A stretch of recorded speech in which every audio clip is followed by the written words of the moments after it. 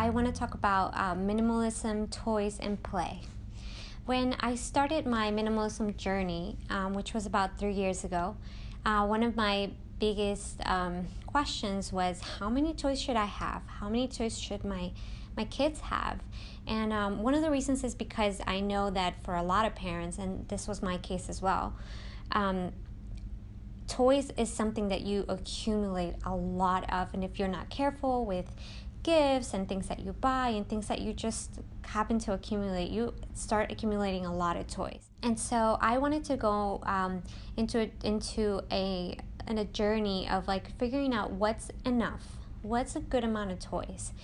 And I started doing a lot of research into this, and I started really getting into researching about toys and about play and about how kids look at toys and how kids play.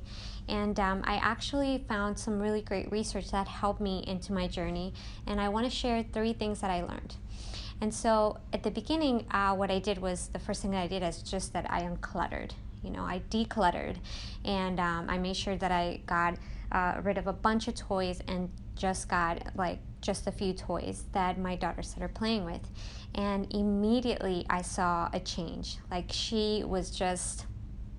She walked into the room and she was like, oh, I can actually play with this. And I saw her be so much more engaged than she was before, when we just had a ton of stuff, and she would kind of take everything out and then be like, okay, I'm done, I want to find something else to do. Now she was actually playing so much longer with her toys. And I always give this analogy of like Netflix.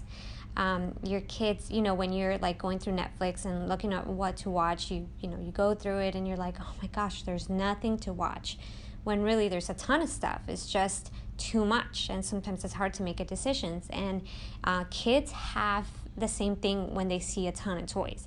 It's a ton of stuff, but then they just go like, oh, it's just too much to think about. And so decluttering was a great first step. What happened was that after about 3 months of her just having just a few toys and some books, she was like, okay, but what else is there to do, And then she started playing with other things, and then she started playing with things that weren't actually really safe for her age. She was about 20 months, and so she was still putting things in her mouth, and I knew I needed to find something better, So I think that if you are just starting in this journey, the first thing to do that I would recommend is declutter. Before you add any toys, before you think about doing anything else, the first that you need to do is go through the toys that you already have, and go through toys that your kids are no longer playing with, that they outgrew, toys that have broken pieces, toys that are just no longer serving any purpose, and go ahead and declutter first. And I think that was a great first step. That was the first thing that I needed to do to see my daughter playing for a lot longer. But then I had to figure out, well, what's next? So that's when I found out about open-ended toys. And what open-ended toys are toys that don't have a specific purpose. So they can be a lot of things. For example, blocks. Blocks, you can build a tower, you can build a castle, you can build roads, it can be a city. You can build whatever the child's imagination is, they can do those things with those types of toys. And so after I decluttered, and then I was like, well, I'm going to introduce some open-ended toys into my daughter's life, and she started playing a lot longer. She's really started getting really engaged in her play, and that helped me a lot. And I saw that was a great next step, to find open-ended toys. What happened was that then I had my second baby, and he was growing, and those were kind of the toys that we had. And I realized that my baby wasn't as interested in playing with these toys. And in some ways, because he didn't know what to do with them. He wasn't at the stage that my daughter was, where she was imagining and creating. He was just exploring. So to him, it was interesting to look at. But then that's when I started researching and going into a little bit more of the Montessori method. And I found out that kids have what Montessori called sensitive periods.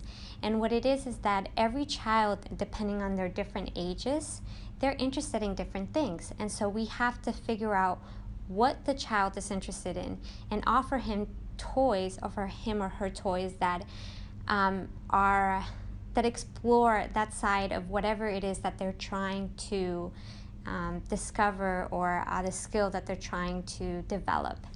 And so I found out that that babies, their senses are very heightened from birth to like year one.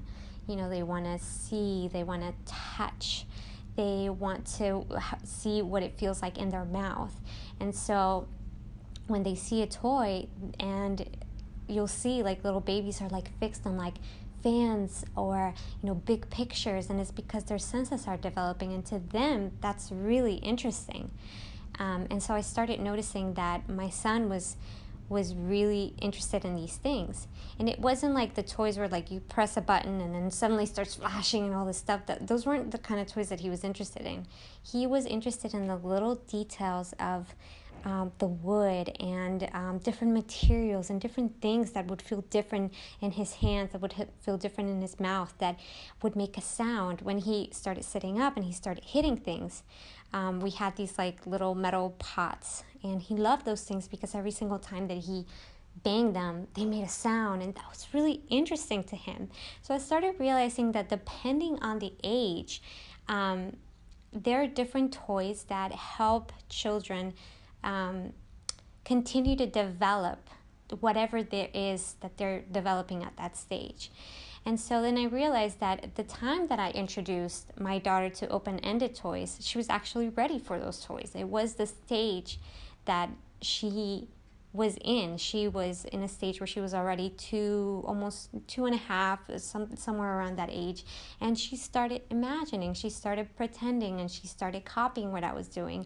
And she started playing with those toys like with the skills that required for that open-ended play. And so that was something. The second thing that I learned is just that every single age needs different set of activities and toys that are interesting to a certain age. And so after that, that's when I started like introducing more toys that were more age appropriate to both of my kids. And then the third thing that I learned is the importance of the environment. And that was something that I am now even learning myself and trying to figure out what that looks like in our family. But I learned that when toys are presented in beautiful, organized ways, it's so much easier for the child to be attracted to the activity. And so I was listening to a podcast, which I will link below, about setting up an environment. And she just kind of mentioned that, if you have like a little truck toy and, and it's just in a basket, then, the child will look at it, maybe play with it, maybe pick it. But what if you had set it up in a way where there's a little truck and maybe a little man and maybe some rocks around it, and the child comes into seeing that toy set up that way, and then suddenly, the rocks can go on the truck and the little man can pick up the rocks, and it creates that sense of wonder, that sense of wanting to play with that toy in a different way that maybe they hadn't seen before. And it's our job as parents to set up those toys in a way that it's engaging for children, in a way that they're easily accessible, in a way that they're really well organized, and that they know, the blocks go here and they go in this place. And so it helps especially young children know how to play with those things, and where those things go, and what happens when I put it away, and the way that they look like. Children really care about the environment where they play.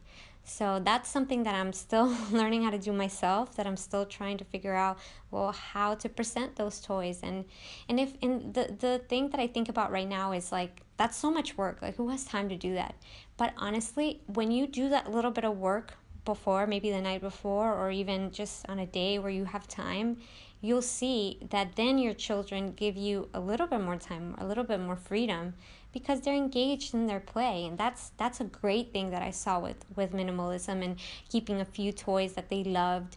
And it was the fact that they are just engaged in play for such a longer period of time that gives me freedom to do other things, to read a book, to get some work done, to clean. And there's so many things that come involved with that, but those are the 3 things that I wanted to share with you today, and that hopefully will help you. So the first thing is look into decluttering. If before you buy any more toys, before you follow any of the other steps that I just gave you, the first thing is make sure that you create an environment by decluttering and really opening up the space so the children have room, have a place to play, and that they know where things go. Those are very important things for our young children. And then the second thing is look for age-appropriate toys that will help your children engage with those toys a lot longer. And I'm going to give you some lists that I created, but also I'm going to link to other lists that have even more resources on that that you can look into. And then the third thing is to create, after you've decluttered, after you've found some toys that your kids are interested in, then the third thing is how to set up their environment so that it is welcoming for them to play, so that it engages with their imagination or their skills or what they're trying to develop at that time. Those 3 things have been really helpful for me, and I hope that they can be really helpful for you as well. So let me know in the comments below if you have any tips or anything that has helped you with engaging your children in play. And thank you guys so much for watching. Don't forget to subscribe for more videos like this, and see you guys next time. Bye.